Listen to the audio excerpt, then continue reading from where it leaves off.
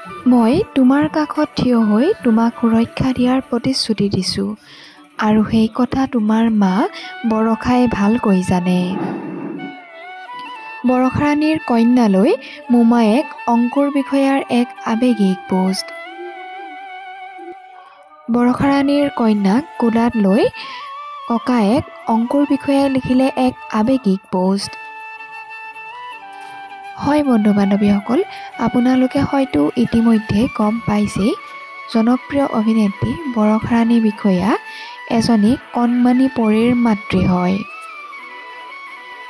অভিনেত্ৰী বৰষাৰাণী বিষয়াই আপোন মানুহৰ সৈতে কটাইছে এক মধুৰ সময়।